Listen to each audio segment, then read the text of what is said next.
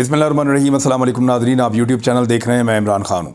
मैं आपसे कुछ बड़ी अहम मालूमात शेयर करना चाहता हूँ और गेम किस तरफ जा रहा है और कौन लोग इसे चला रहे हैं, ये चीज़ें मैं आपके सामने अभी रखता हूँ। देखिए, पाकिस्तान के शहरी इस वक्त इलेक्शन मांग रहे हैं। जहाँ पे भी सर्वे हुआ, लगभग 75% से ज़्यादा लोग ये कहते हैं कि पाकिस्तान में फ़ौरी तौर पे इंतखाबात करवाए जाएँ। इसका मतलब है पाकिस्तान की अक्सरियत या 3/4 पाकिस्तानी या हर 4 में से 3 पाकिस्तानी ये चाहते हैं कि फ़ौरी तौर पे पाकिस्तान में इंतखाबात हों। अब इंतखाबात के रास्ते में रुकावट डाली जा रही है, तो पाकिस्तानियों ने इस रास्ते को कैसे खुलवाना है ये मैं आपको बताता हूँ। देखिए, इंतखाबात रोके कैसे जाएंगे? गवर्नर तारीख नहीं देंगे, इलेक्शन कमीशन गवर्नर से तारीख मांगेगा, अदालत इलेक्शन कमीशन को बुलाएगी, तो इलेक्शन कमीशन अदालत को कहता है कि जी हमारे पास तो इख्तियार नहीं है, गवर्नर हमें तारीख देगा। गवर्नर को बुलाएंगे तो गवर्नर हालात का बहाना लगाएगा और गवर्नर मुख्तलिफ़ कानूनी पेचीदगियों का फ़ायदा उठाने की कोशिश करेगा। ये बार बार अपीलों में जाएंगे, इस मामले को लटकाएंगे, दूर तक ले जाने की कोशिश करेंगे, लेकिन इंतखाबात से भागते रहेंगे। अब इंतखाबात होने कैसे हैं? अल्टीमेटली इसके अंदर अदालत को रोल प्ले करना पड़ेगा। फ़र्ज़ कीजिए सदर पाकिस्तान ये कह देते हैं कि इंतखाबात करवाए जाएं, तो सदर पाकिस्तान के कहने के बाद भी ये मामला इसलिए अदालत में जाएगा कि क्योंकि तमाम स्टेक होल्डर्स इंतखाबात करवाने से भागेंगे। मैं आपको बता देता हूँ कि जनरल बाजवा के जो सहूलतकार थे, जिन्होंने उनके साथ मिलकर रजीम चेंज ऑपरेशन किया, उनमें बहुत सारे लोग आज भी मौजूद हैं और वो इंतखाबात से इसलिए भाग रहे हैं कि उनको पता है कि जिस आदमी का रजीम चेंज करके हमने उसको हुकूमत से निकाला, इंतखाबात के नतीजे में वही शख्स वापस आ जाएगा और हमारी नौकरियां ख़राब हो जाएंगी। इस वजह से वो पूरा ज़ोर लगा रहे हैं कि इंतखाबात ना हो।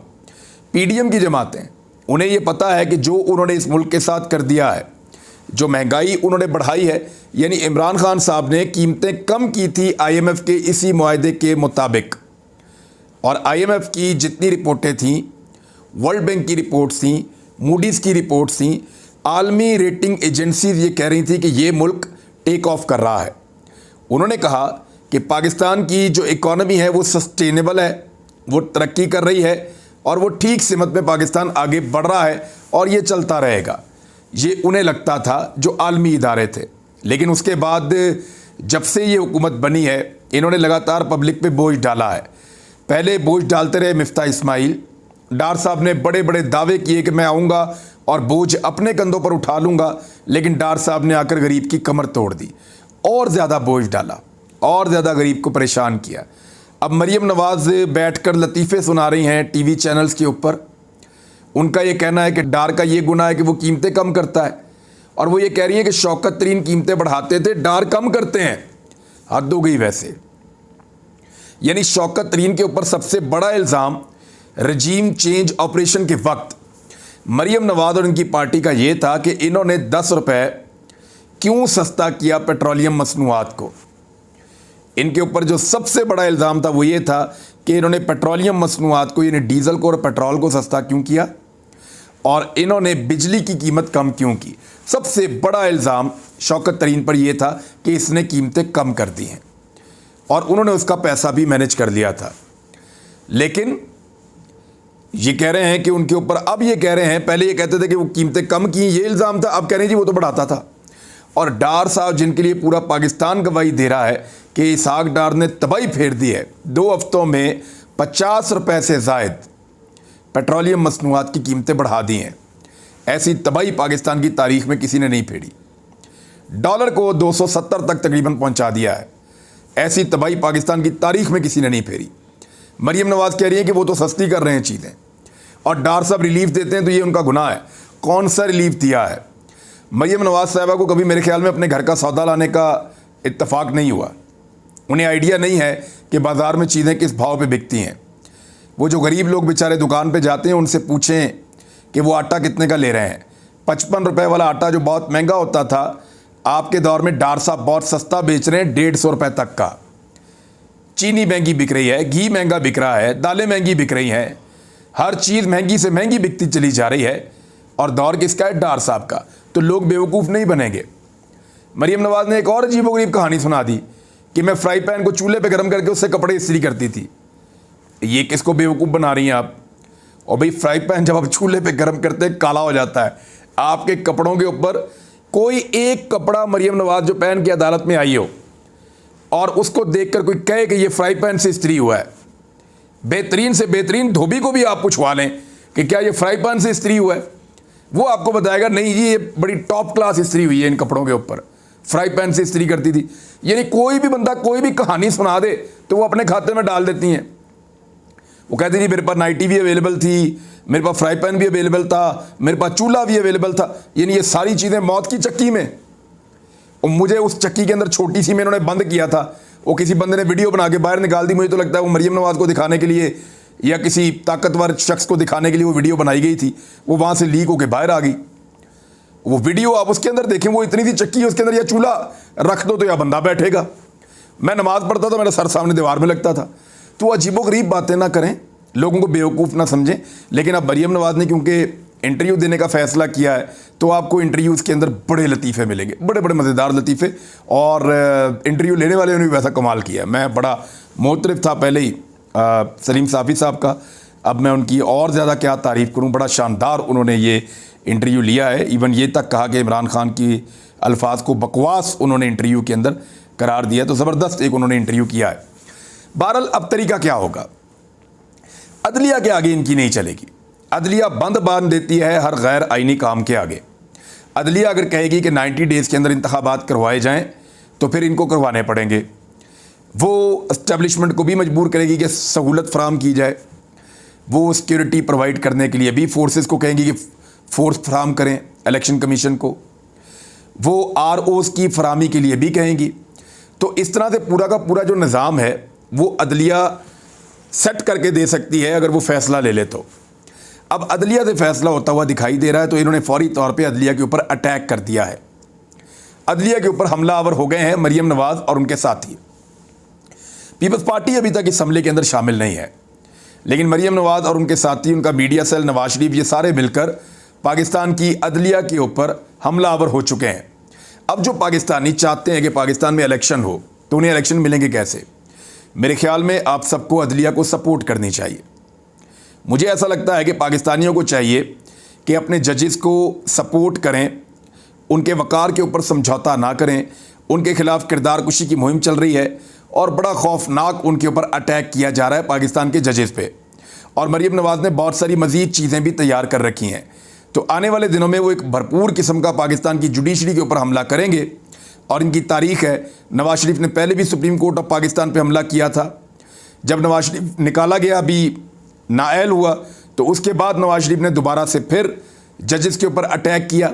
और अब दोबारा जब उन्हें पता चल रहा है कि इंतखाबात लेने के लिए पाकिस्तान तहरीक इंसाफ के पास जो वाहिद एक रास्ता बचा है वो अदालत का दरवाज़ा खटखटाना है। अब जब वो अदालत का दरवाज़ा खटखटा रहे हैं और वहाँ से इंसाफ लेने की कोशिश कर रहे हैं, तो इस दरवाज़े को बंद करने के लिए अदलिया के ख़िलाफ़ एक खौफनाक प्रोपेगेंडा कैंपेन शुरू की जा रही है, जो शुरू हो चुकी है। तो मेरे ख्याल में पाकिस्तानी नौजवानों को, पाकिस्तान के लोगों को अदलिया की बैक पर खड़े होना चाहिए, ख़ास तौर पे वकला को। वकला का रोल बहुत इम्पॉर्टेंट है। जो बार और बेंच है उनका एक बड़ा ज़बरदस्त हमेशा से ताल्लुक़ है और वो दोनों मिलकर पाकिस्तान में इंसाफ को इंश्योर कर सकते हैं। तो आईने पाकिस्तान की बालादस्ती के लिए बार को भी अपना रोल प्ले करना पड़ेगा, बेंच को भी अपना रोल प्ले करना पड़ेगा और पाकिस्तानियों को अपनी अदलिया के पीछे खड़ा होना पड़ेगा। जितने भी बुरे हालात हो ना, अल्लाह रब्बुल इज़्ज़त के बाद आपको भरोसा पाकिस्तान के जजेस पे, पाकिस्तान की अदलिया पे करना पड़ेगा, क्योंकि मामला उनके कोर्ट में जाएगा।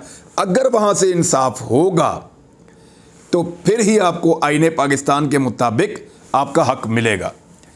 बाकी इसके अलावा और कोई ऑप्शन मुझे दिखाई नहीं देता, क्योंकि एस्टेब्लिशमेंट के साथ अब कोई भी डील करने के मूड में इमरान खान साहब है नहीं। और एस्टेब्लिशमेंट जो मुतालबात इमरान खान साहब से कर रही है वो मुतालबात भी इमरान खान साहब अब मानने के लिए तैयार नहीं है। तो ऐसी सूरत में अदलिया ही एक वाहिद ऑप्शन है जो आईने पाकिस्तान के मुताबिक इंतखाबात करवाए। सदर पाकिस्तान का भी ऐसा लगता है आज के दिन में, क्योंकि 9:30 बजे अभी इलेक्शन कमीशन ने एक इजलास बुलाया जिसमें वो फैसला करेंगे कि सदर पाकिस्तान के बुलाए हुए इजलास में जाना या नहीं जाना।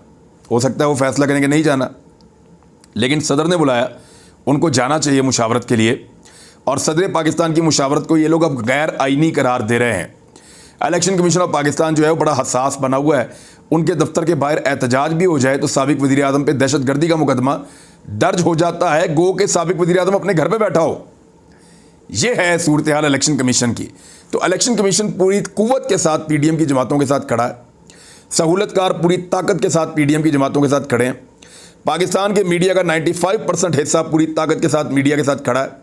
तो इन तमाम लोगों ने मिलकर इलेक्शन को रोकना है, और इलेक्शन को इसलिए रोकना है कि पाकिस्तान के लोग इलेक्शन में वोट डालना चाहते हैं उस शख्स को जिसको रजीम चेंज ऑपरेशन करके निकाला गया है। तो इमरान खान का रास्ता रोकने का एक ही तरीका है कि इंतखाब ना करवाया जाए। दूसरी जानिब बहुत सारे लोग बहुत सारे दावे और चीज़ें कर रहे थे कि पाकिस्तान के बारे में, मईशत के बारे में नेगेटिव खबरें देने से पाकिस्तान को बहुत नुकसान होता है। तो हम तो वही खबरें बता रहे थे जो फैक्ट थे, जो सरकारी अदाद शुमार थे, वो हम बता रहे थे। पाकिस्तान तबाह हो रहा है, हम बैठ के बांसुरी बजाएं? पाकिस्तान बर्बाद हो रहा है, जब टाइटैनिक डूब रहा था ना, तो उस वक्त भी उसके अंदर म्यूज़िक वाले म्यूज़िक बजा रहे थे, और उस वक्त भी लोगों को डिनर करवाया जा रहा था। तो क्या टाइटैनिक डूबने से बच गया? मेरे ख्याल में जिस वक्त वार्निंग देनी चाहिए, अजान देने का काम जिन लोगों का है, उनको अजान देते रहना चाहिए, लोगों को बाखबर करते रहना चाहिए, और उनको तैयार रखना चाहिए आने वाले वक्त के लिए। तो ख्वाजा आसिफ साहब का स्टेटमेंट जो है वो सबसे ज़्यादा खौफनाक रहा। ख्वाजा आसिफ ने तो ढीला मुंह करके कह दिया कि आप जिस मुल्क में रहते हैं वो डिफ़ॉल्ट हो नहीं रहा, वो डिफ़ॉल्ट हो चुका है, यानी पाकिस्तान का दिवालिया निकल चुका है। ये ख्वाजा आसिफ ने कहा है। अब इसके असरात आप देखिएगा। कौन पाकिस्तान में इन्वेस्टमेंट करेगा? कौन पाकिस्तान के साथ कारोबार करेगा? कौन पाकिस्तान के अंदर पैसा लेकर आएगा? एक दिवालिया मुल्क के अंदर कौन इन्वेस्टमेंट करता है? लोग अपना पैसा निकाल कर ले जाते हैं। जिस वक्त पाकिस्तान के वज़ीर दिफा ने ये स्टेटमेंट दिया कि पाकिस्तान दिवालिया हो चुका है, बेशुमार लोगों ने यह फैसला किया कि उनका जो पैसा बाहर पड़ा हुआ है उनको अब पाकिस्तान में नहीं मंगवाना। बेशुमार लोगों ने यह फैसला किया कि वो अब पाकिस्तान के अंदर से अपना पैसा निकालेंगे। ये पाकिस्तान के वज़ीर दिफा ने किया है, ख्वाजा आसिफ ने, और ये पाकिस्तान को नुकसान पहुंचाया है, बदतरीन नुकसान पहुंचाया है। और यही ख्वाजा आसिफ हैं जो इस वक्त 3 भाइयों के ऊपर एक नया मुकदमा बना चुके हैं एंटी करप्शन में। यानी मैं उस्मान डार वगैरह की बात करूं, उस्मान डार, उमर डार, आमिर डार, आप लोग सभी ने जानते हैं, पॉलिटिकल लोग हैं। और ख्वाजा आसिफ को इन्होंने टक्कर दी हुई है। सियालकोट में पिछली मरतबा ख्वाजा आसिफ इलेक्शन हार रहे थे तो जनरल रिटायर कमर जावेद बाजवा को फ़ोन करके उन्होंने अपनी सीट बचाई थी। तो उसमें अब पहले इनके ऊपर एक मुकदमा किया गया इगवा बराए तावान का, फिर इनके ऊपर एक मुकदमा किया गया मंशियात का। ये उनमें से भी दोनों मुकदमा में से निकल गए क्योंकि इन्होंने कुछ किया नहीं था बकौल इनके। उसके बाद इनके ऊपर एक तजावज़ात का मुकदमा बना के तो इनकी दीवारें फैक्ट्री गिरा दी, इनका करोड़ों का नुकसान कर दिया। तो ख्वाजा आसिफ ने कोई कसर छोड़ी नहीं, इनके ऊपर 4-5 दफ़ा पहले मुकदमात करवाए हैं। और इस मरतबा एक एंटी करप्शन का मुकदमा बना दिया, वो ऐसे कि वहाँ पे पहले एक बंदे को गिरफ्तार किया, उसको नंगा करके टॉर्चर करते रहे और उसके साथ बड़ा जुल्म और ज़्यादती की, और उससे एक बयान दिलवा दिया इनके खिलाफ, और उसकी बुनियाद के ऊपर एंटी करप्शन में मुकदमा करवा दिया। अब एंटी करप्शन आपको पता है इस वक्त मोहसिन नकवी के कंट्रोल में है, और मोहसिन नकवी किसके कंट्रोल में है आप सब अच्छी तरह जानते हैं।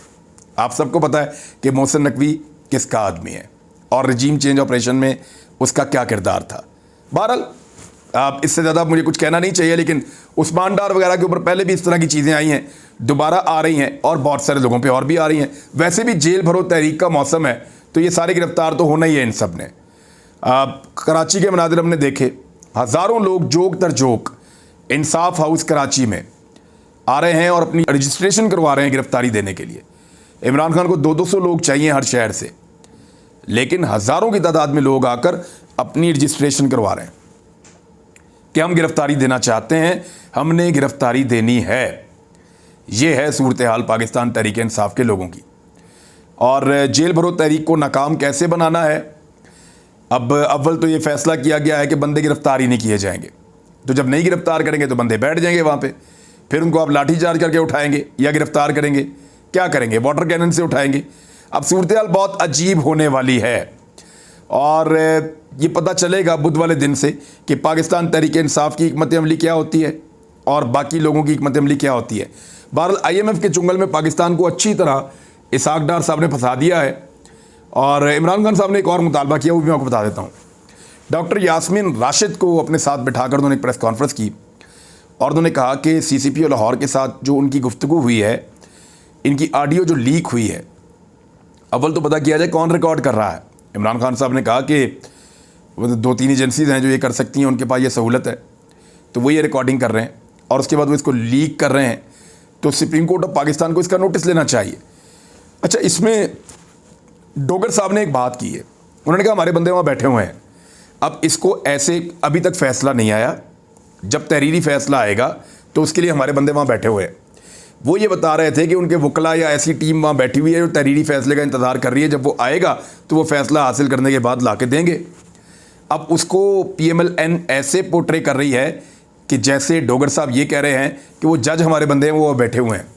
यानी अदलिया की इससे ज़्यादा तज़हीक क्या हो सकती है जो कंटिन्यूसली PMLN और मरियम नवाज़ का मीडिया सेल कर रहा है अपने सहूलतकारों के साथ मिलकर। और एक और बारीक वारदात आपको मैं बताऊं, ये जो लोग हैं ना, जो आजकल पाकिस्तान की एस्टेब्लिशमेंट की और सहूलतकारों की आंखों का तारा बने हुए हैं और उनके साथ मिलकर ये सारी गेमें कर रहे हैं, बहुत जल्दी इन सब की तबीयत साफ़ होने वाली है। एस्टेब्लिशमेंट की ख़ास तौर पे पाकिस्तान की एस्टेब्लिशमेंट और सहूलतकारी फराहम करने वाले जो लोग हैं, इनकी तबीयत साफ़ होने वाली है। वजह यह है कि मरियम नवाज़ और नवाज शरीफ इनको वहाँ ले जाके मारेंगे जहाँ इनको पानी भी नहीं मिलेगा। उन्होंने पूरा इनको अपने चुंगल में फंसा लिया है और अब आप देखिएगा थोड़े दिन के बाद एस्टेब्लिशमेंट का तमाशा लगेगा इन्हीं जमातों के हाथों से और फिर बड़ा मज़ा आएगा।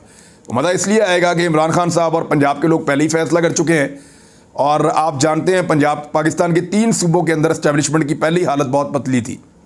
गिलगित बल्तिस्तान के लोग भी शिकवे करते थे और कश्मीर के अंदर भी हालात आपको पता है। तो रह गया था पंजाब के अंदर PMLN ने पहले एक वोट को इज्जत दो का नारा लगाया था और अब इमरान खान साहब ने बाकी कसर निकाल दी है। तो एस्टेब्लिशमेंट का पाकिस्तान में मुझे नहीं लगता कि कोई मुस्तकबिल है। इनके जितने बड़े मर्जी कॉरपोरेट इंटरेस्ट हों, ये जितने मर्जी बड़े कारोबार कर लें, ये जितनी मर्जी बड़ी जायदादें बना लें, ये सारा कुछ इनसे छिनेगा, इसलिए कि ये पब्लिक की अमानत है, ये पाकिस्तान के लोगों की चीज़ें हैं। तो नादरीन, ये वक्त बहुत करीब है और हम सब इंशाल्लाह देखेंगे। अब तक के लिए इतना ही। अपना ख्याल रखिएगा, अपने इस चैनल का भी। अल्लाह हाफ़िज़।